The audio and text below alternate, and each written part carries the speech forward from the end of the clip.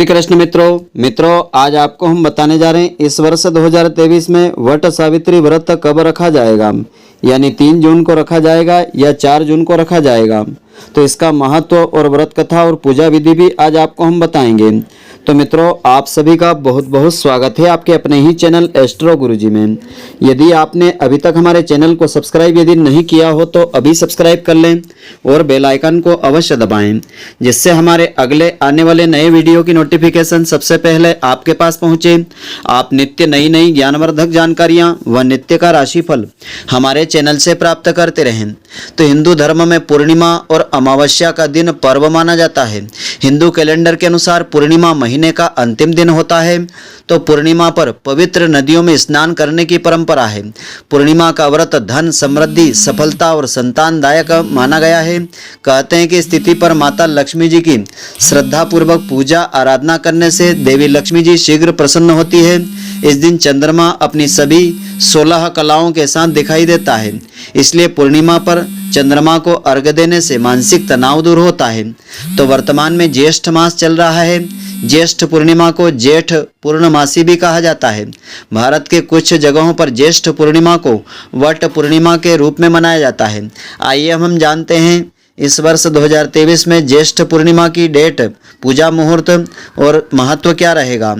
तो ज्येष्ठ पूर्णिमा का शुभ मुहूर्त इस प्रकार से रहेगा। पंचांग के अनुसार ज्येष्ठ मास की पूर्णिमा तिथि 3 जून 2023 को प्रातःकाल 11:16 पर आरंभ होगी और अगले दिन 4 जून 2023 को प्रातःकाल 9:11 पर इसका समापन होगा।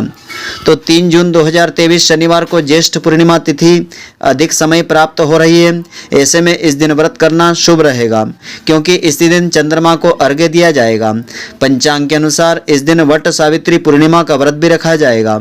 वहीं उदयात तिथि के अनुसार 4 जून 2023 रविवार को ज्येष्ठ पूर्णिमा का व्रत कर सकेंगे और स्नान दान आदि कर सकेंगे। इस दिन तीर्थ, नदी में स्नान और घाट के किनारे पर दान करने का अधिक महत्व होता है। इससे सुख सौभाग्य की प्राप्ति होती है। तो ज्येष्ठ पूर्णिमा का विशेष मुहूर्त इस प्रकार से रहेगा। स्नान का समय 4 जून को प्रातःकाल समय रहेगा। भगवान सत्यनारायण की पूजा का समय रहेगा 3 जून 2023 को प्रातःकाल 7:07 से आरंभ होकर के प्रातःकाल 8:51 का समय श्रेष्ठ समय रहेगा। माता लक्ष्मी जी की पूजा का समय रहेगा निशित काल का समय 3 जून 2023 को रात्रि 11:59 से 4 जून 2023 को प्रातःकाल 12:40 तक का समय रहेगा। चंद्रोदय का समय रहेगा शाम को 6:39 से आरंभ होगा, जो 3 जून को होगा। तो ज्येष्ठ पूर्णिमा का महत्व इस प्रकार से है। पूर्णिमा के दिन भगवान विष्णु जी के स्वरूप भगवान सत्यनारायण की कथा का विधान होता है। इसका अनंत गुना फल प्राप्त होता है। साथ ही रात्रि में देवी लक्ष्मी जी की पूजा से धन संपत्ति में वृद्धि होती है। पूर्णिमा की रात जो चंद्रमा की पूजा करता है उससे कुंडली में चंद्र दोष दूर होता है। वैसे तो सभी पूर्णिमा महत्वपूर्ण मानी गई है, लेकिन मान्यता ऐसी है कि ज्येष्ठ माह की पूर्णिमा पर जल का दान करने से माता लक्ष्मी जी और भगवान विष्णु जी और चंद्र देवता का विशेष आशीर्वाद मिलता है। इसी तिथि पर भगवान श्री कृष्ण जी ने व्रज में गोपियों के संग रास रचाया था, जिसे महारास के रूप में माना जाता है। तो वट सावित्री की व्रत कथा स्कंद पुराण में वर्णित की गई है। इस दिन श्रद्धा पूर्वक वट वृक्ष के नीचे पूजा अर्चना करने के पश्चात इस कथा को श्रद्धा पूर्वक श्रवण करना चाहिए, जिससे कि इस व्रत का पूरा फल प्राप्त होता है। स्कंद पुराण में देवी सावित्री के पति सत्यवान की मृत्यु हो जाने पर सावित्री के द्वारा पति के प्राण वापस लाने की कथा का वर्णन वट सावित्री की व्रत कथा में किया गया है। इस कथा के विषय में बताया है कि यह कथा सौभाग्य प्रदान करने वाली है, इसलिए वट सावित्री व्रत के दिन वट वृक्ष के नीचे इस कथा का विस्तार पूर्वक पाठ करना चाहिए अथवा श्रवण करना चाहिए और सुहागन महिलाओं को इस कथा को श्रद्धा पूर्वक अवश्य सुनना चाहिए। तो कथा इस प्रकार से है। देवी पार्वती जी ने कहा कि हे देवताओं के भी देवता, जगत के पति शंकर भगवान, प्रभास क्षेत्र में स्थित ब्रह्मा जी की प्रिया जो सावित्री देवी है, उनका चरित्र आप मुझसे कहिए, जो उनके व्रत का महात्मा हो और उनके संबंध का इतिहास हो, एवं जो स्त्रियों के पतिव्रत्य को देने वाला हो, सौभाग्यदायक और महान उदय करने वाला हो। तब शंकर भगवान ने कहा कि हे महादेवी, प्रभास क्षेत्र में स्थित सावित्री के असाधारण चरित्र को मैं तुमसे कहता हूँ। हे माहेश्वरी, सावित्री स्थल नामक स्थान में राजकन्या सावित्री ने जिस प्रकार से उत्तम वट सावित्री व्रत का पालन किया था, तो मद्र देश के एक धर्मात्मा एक राजा रहते थे जो सभी प्राणियों के हित में तत्पर रहते थे। उसका नाम अश्वपति था। धर्मात्मा क्षमाशील सत्यवादी होने पर राजा संतान रहित था। एक समय वह राजा प्रभास क्षेत्र में यात्रा करते हुए पहुंचा और सावित्री स्थल पर आ गया। वहां पर राजा ने अपनी रानी के साथ इस व्रत को किया, जो सावित्री के व्रत के नाम से प्रसिद्ध सभी प्रकार की कामनाओं को पूर्ण करने वाला व्रत है। और भूर्भुवः स्वः इस मंत्र की साक्षात मूर्ति बन करके स्थिति ब्रह्मा जी की प्रिया सावित्री देवी उस राजा पर प्रसन्न हुई। कमंडलों को धारण करने वाली वह सावित्री देवी दर्शन देने के बाद पुनः अदृश्य हो गई। लेकिन देवी के दर्शन के पुण्य से कुछ दिनों के बाद राजा अश्वपति के घर देवी के समान रूप वाली कन्या का जन्म हुआ, जो देवी सावित्री के अंश से उत्पन्न हुई थी। देवी सावित्री की प्रसन्नता से प्राप्त तथा सावित्री की पूजा करने के बाद उत्पन्न कन्या का नाम भी सावित्री रखा गया। वह राजकन्या देवी लक्ष्मी जी के समान शोभित होती हुई बढ़ने लगी और धीरे धीरे सुकोमल अंगों वाली वह कन्या यौवन अवस्था को प्राप्त हुई। नगरवासी उस कन्या को देखकर यही समझते थे कि वह कोई देव कन्या है। कमल के समान विशाल नेत्रों वाली एवं तेज से अग्नि के समान प्रज्वलित होती हुई वह सावित्री के महर्षि भृगु द्वारा कहे हुए सावित्री व्रत को करने लगी। तो लक्ष्मी के समान सुशोभित वह कन्या एक दिन देवी सावित्री की पूजा के बाद पिता के पास खड़ी हो गई। उस समय पुत्री की युवा अवस्था को प्राप्त देख करके राजा ने मंत्रियों से सलाह की। इसके बाद राजा ने सावित्री से कहा कि हे पुत्री, तुम्हें योग्य वर को देने का समय आ गया है। मुझसे कोई तुम्हें मांगने के लिए भी नहीं आता और मैं भी विचार करने पर तुम्हारी आत्मा के अनुरूप वर को नहीं पा रहा हूँ। अतः हे पुत्री, देवताओं के निकट मैं जिस तरह से निंदनीय न होऊं वैसा तुम कर्म करो। मैंने धर्मशास्त्र में पढ़ा और सुना भी है, यदि पिता के ग्रह में रहती हुई विवाह के पहले ही जो कन्या रजो धर्म से युक्त हो जाती है उसके पिता को बड़ा भारी पाप लगता है। इसलिए हे पुत्री, मैं तुमको भेज रहा हूँ कि तुम स्वयं ही अपने योग्य वर को ढूंढ लो। वृद्ध मंत्रियों के साथ शीघ्र जाओ और मेरी बात को मानो। इसके बाद जैसा कहते हैं वैसा ही होगा। ऐसा कह करके सावित्री घर से निकल करके राजर्षियों के साथ तपोवन की ओर चल पड़ी। वहां पहुंच करके माननीय वृद्धजनों को प्रणाम करके सभी तीर्थों और आश्रमों में जा करके पुनः मंत्रियों के साथ सावित्री अपने महल को लौट आई। यहाँ सावित्री ने पिताजी के साथ देवर्षि नारद जी को बैठे हुए देखा। आसन पर बैठे हुए नारद जी को प्रणाम करते हुए मुस्कुराती हुई जिस कार्य के लिए वन में गई थी सारी बातें बताने लगी।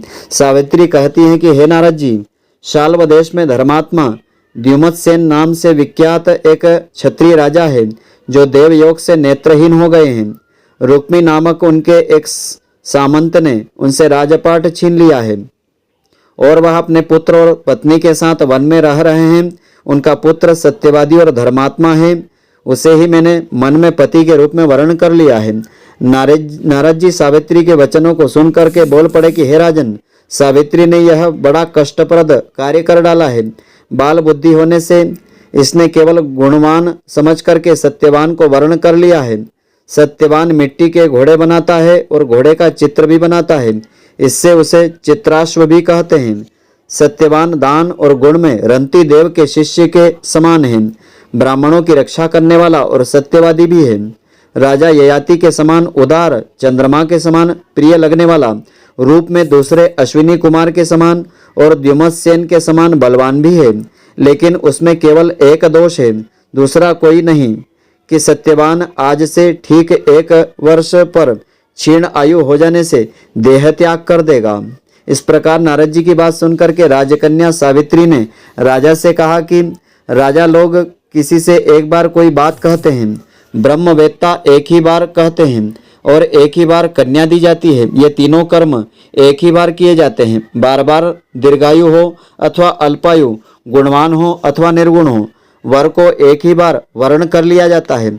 अब दूसरे वर को मैं वर्ण नहीं कर पाऊंगी। नारद जी ने कहा कि हे राजन, यदि आपको उचित लगता हो तो अपनी पुत्री सावित्री का कन्यादान शीघ्र कर डालिए। राजा शुभ मुहूर्त विधि विधान पूर्वक सत्यवान के संग सावित्री का विवाह करवा दिया। सावित्री अपने पति को पाकर के ऐसे प्रसन्न थी जैसे उसे पुण्यवान पुरुष स्वर्ग को पाकर प्रसन्न होता है। सावित्री उस सत्यवान के साथ आश्रम में रहते हुए नारद जी की कही हुई बातों को याद करती हुई रहती थी। उस दिन को गिनती रहती थी जब सत्यवान देह त्याग करके चले जाएंगे। जब सत्यवान के मरण के केवल 3 दिन शेष रह गए तब सावित्री ने निराहार रहने का व्रत किया और तीसरे दिन प्रातःकाल स्नान करके देवता और पितरों का पूजन किया। फिर सास ससुर की चरण वंदना करके वह भी पति के साथ जंगल की ओर चल पड़ी। जंगल में लकड़ी काटते काटते अचानक से सत्यवान के सिर में दर्द होने लगा। सावित्री ने कहा कि आप कुछ देर मेरी गोद में सिर रख करके सो जाइए, फिर हम आश्रम की ओर चलेंगे। जैसे ही सत्यवान सावित्री की गोद में लेटे वैसे ही सावित्री ने देखा कि सांवले पिंगल वर्ण वाले और किरीटधारी पीले वस्त्र पहने हुए साक्षात सूर्य के समान उदित होते हुए पुरुष उनके सामने खड़े हैं। सावित्री ने उन्हें प्रणाम किया और उनसे पूछा कि आप कौन हैं। इस पर यमराज ने कहा कि मैं सब प्राणियों के लिए भयंकर और कर्म के अनुसार उनका उचित दंड देने वाला यमराज हूँ। सो हे पतिव्रता सावित्री, समीप में पड़े हुए तुम्हारे पति की आयु समाप्त हो गई है, इसे यमदूत आकर के नहीं ले जा सकेंगे, इसलिए मैं स्वयं आ गया हूँ। ऐसा कह करके फांस लिए हुए यमराज ने सत्यवान के शरीर के अंगुष्ठ मात्र वाले जीवात्मा को बलपूर्वक निकाल लिया। इसके बाद यमपुरी की ओर चलना आरंभ किया। सावित्री भी यम के पीछे पीछे चलने लगी। यमराज ने सावित्री से कहा कि कोई भी जीव बिना आयु समाप्त हुए यम मार्ग से नहीं आ सकता है। सावित्री ने यमराज से कहा कि आप जैसे सज्जन पुरुष के साथ मैं चल रही हूँ, मेरे पति आपके साथ है तो मुझे आपके साथ चलने में कोई शर्म और ग्लानि नहीं हो रही है, किसी प्रकार की कोई समस्या नहीं है। दूसरी बात, स्त्रियों के लिए इस पृथ्वी लोक में पति को छोड़कर कोई अन्य स्थान नहीं है, इसलिए मैं आपका अनुगमन कर रही हूँ। सावित्री की मधुर बातें सुनकर के यम ने कहा कि मैं तुम्हारी बातों से प्रसन्न हूँ, इसलिए जो इच्छा हो तुम वर मांग सकती हो। सावित्री ने यमराज से अपना खोया हुआ राज्य, सास ससुर की आंखों की रोशनी और 100 पुत्रों का वरदान मांग लिया। अपने वरदान के जाल में फंस करके यमराज ने सत्यवान की आत्मा को मुक्त कर दिया और सावित्री को लौटा दिया। सावित्री पति के साथ अपने आश्रम में लौट आई और सावित्री ने सावित्री देवी का व्रत किया, जिसके प्रभाव से सास ससुर की आंखों की रोशनी लौट आई। इनका राज्य भी मिल गया और 100 पुत्र भी हुए। तो वट सावित्री की पूजा विधि इस प्रकार से है। शिवजी ने देवी पार्वती जी से कहा कि सावित्री व्रत के दिन प्रातःकाल स्नान करके सास ससुर का आशीर्वाद सर्वप्रथम लेना चाहिए। वट वृक्ष के समीप बैठ करके पंच देवता विष्णु भगवान का आवाहन करना चाहिए। 3 कुशा यानी डाब और तिल लेकर के ब्रह्मा जी और देवी सावित्री का आवाहन करना चाहिए। ओम नमो ब्रह्मणे नमः, सह सावित्री यह गच्छ यह तिष्ठ सुप्रतिष्ठिता वरदा भवत, इस प्रकार मंत्र उच्चारित करना चाहिए। इसके बाद जल, अक्षत, सिंदूर, तिल, पुष्प, माला, नैवेद्य, पान, सुपारी आदि अर्पित करना चाहिए। एक आम या अन्य फल लेकर के उसके ऊपर से वट वृक्ष पर जल अर्पित करना चाहिए और कच्चा सूत लपेटते हुए 7 या 21 बार वट वृक्ष की परिक्रमा करना चाहिए, प्रणाम करना चाहिए। इस प्रकार श्रद्धा पूर्वक पूजा आराधना करने से वट सावित्री का व्रत पूर्ण माना जाता है और इस व्रत का पूरा फल भी प्राप्त होता है। तो मित्रों, आशा करता हूं कि आपको हमारी यह ज्ञानवर्धक जानकारी पसंद आई होगी। यदि आपको पसंद आई हो तो आप हमारे वीडियो को लाइक व अधिक से अधिक शेयर अवश्य करें। धन्यवाद। जय श्री कृष्ण मित्रों, फिर मिलेंगे।